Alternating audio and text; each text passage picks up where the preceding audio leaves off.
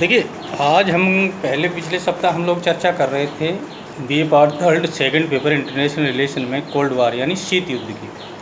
आज हम चर्चा कर रहे हैं शीत युद्ध के जो चरण के हमने पिछली बार जो चर्चा की, आज उसका तीसरा चरण है 1953 से लेकर 1958 तक। यानी इसमें है सोवियत संघ द्वारा आणविक परीक्षण। जब 6 अगस्त 1945 को द्वितीय विश्व युद्ध के समय अमेरिका द्वारा जापान के 2 शहर हिरोशिमा और नागासाकी के ऊपर अणु बम गिरा दिया गया और उसमें तहस नहस कर दिया गया। इसके बाद में उसी समय से सोवियत संघ चिंतित था कि अमेरिका ने अणु बम का आविष्कार कर लिया और हमें बताया तक नहीं। तो इसके बाद अगस्त 1953 में सोवियत संघ ने भी आणविक परीक्षण किया और जैसे ही सोवियत संघ ने आणविक, दोनों देशों के बीच में संबंधों में कटुता उत्पन्न हुई। दोनों महान शक्तियाँ एक दूसरे को कमज़ोर करने के लिए अणु परमाणु बमों का विकास करने में ज़्यादा ध्यान रखते हैं। हिंद चीन का प्रश्न भी है हिंद महासागर में, इस पे भी दोनों देश आपस में एक दूसरे के बट गए। एक तरफ एक पक्ष का समर्थन सोवियत संघ ने किया, दूसरे का संयुक्त राज्य अमेरिका ने किया। तो यानी कि यह भी एक बहुत बड़ा मुद्दा रहा दोनों के बीच में, जो हिंद चीन से प्रश्न था इसमें। इसके बाद में सीटों का निर्माण, यानी जून 1948 में जब अमेरिका ने नाटो संधि का निर्माण किया तो उसके जवाब में और सीटो संधि के तो 8 सितंबर 1900 दक्षिण पूर्वी एशिया में अमेरिका को रोकने के लिए अमेरिका ने 8 सितंबर 1954 में सीटो संधि का निर्माण किया। यानी नाटो के बाद में संयुक्त राज्य अमेरिका ने 8 सितंबर 1954 में सीटो संधि का एक तरह से उसका गठन किया और इस संधि के तहत जितने भी जो दक्षिण पूर्वी एशिया में जितने भी ऐसे देश जिन पे अमेरिका द्वारा आक्रमण किया जा रहा है या अमेरिका द्वारा जिन देशों को दबाया जा रहा है, उन देशों का ये सभी राष्ट्र संयुक्त राज्य अमेरिका और उसके समर्पित 8 देश इसका मुकाबला करेंगे। और विशेषकर 1 अक्टूबर 1949 को चीन में साम्यवादी शासन के बाद में ये व्यवस्था ज़्यादा बढ़ी। इसके बाद में वार्सा पैक्ट का निर्माण, यानी अमेरिका द्वारा गठित 2 संधियाँ, जून 1948 में नाटो संधि और 8 सितंबर 1954 में गठित सीटो संधि के बाद सोवियत संघ ने इसका जवाब देने के लिए 14 मई 1955 को वार्सा पैक्ट का निर्माण किया गया, जिसका मुख्य उद्देश्य था कि वह इन संयुक्त राज्य अमेरिका के विरोध करना और इन संधियों का एक तरह से जवाब था। हंगरी में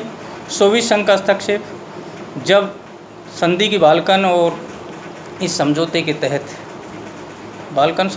तहत हंगरी, रोमानिया, बल्गारिया का जब विभाजन कर दिया गया था और इन पर अधिकार मान लिया गया था, इसके बावजूद भी जब हंगरी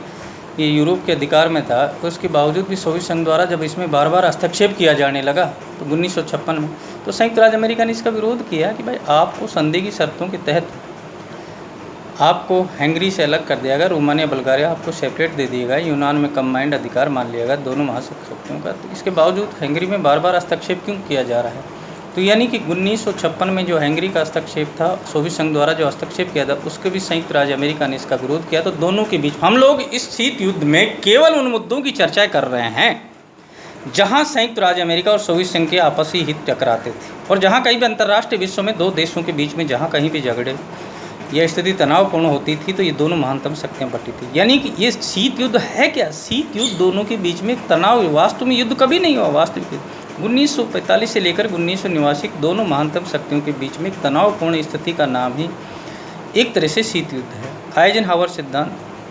5 जून 1970 अमेरिका राष्ट्रपति ट्रूमैन ने जो सिद्धांत दिया था कि अमेरिका द्वारा उन देशों को ज़्यादा मार्शल योजना और ट्रूमैन सिद्धांत के द्वारा उन देशों को ज़्यादा से ज़्यादा आर्थिक सहायता उपलब्ध करवाई जाए जो सोवियत संघ के प्रभाव में जा रहे थे, उसी को आगे बढ़ाते हुए अमेरिका राष्ट्रपति आइजनहावर ने 5 जून 1957 को एक सिद्धांत दिया गया और इस सिद्धांत के तहत उन्होंने ये किया कि जितने भी जो सोवियत संघ के प्रभाव में जो देश, रोमानिया, बल्गारिया, हंगरी, चेकोस्लोवाकिया, यूनान, टर्की, उन देशों में ज़्यादा से ज़्यादा आर्थिक सहायता उपलब्ध किया जाए और उनको पूंजीवाद के समर्थन में लाया जाए, यानी अमेरिका की दोस्ती की ओर बढ़ाया जाए। ये था तृतीय चरण। तो हमने अभी तक जो चर्चा की है इसमें प्रथम चरण, द्वितीय चरण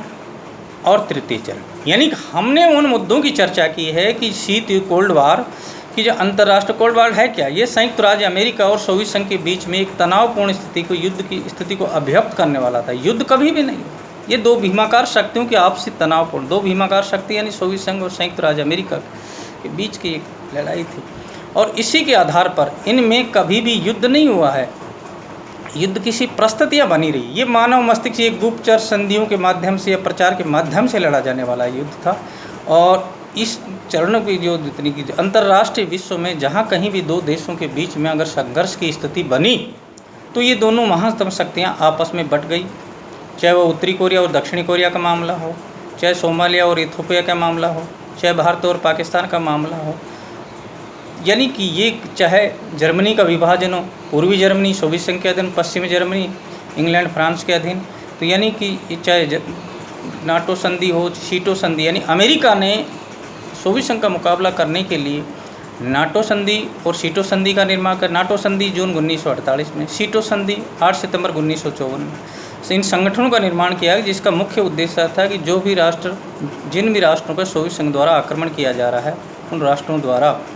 उनका एक साथ मिलकर मुकाबला किया जाए। और इसके जवाब में सोवियत संघ ने 14 मई 1955 में वार्सा पैक्ट का निर्माण किया गया था। तो ये थी शीत युद्ध का जो तृतीय चरण, जिसको आज हमने डिस्कस किया, और इसका शेष भाग कल डिस्कस करें।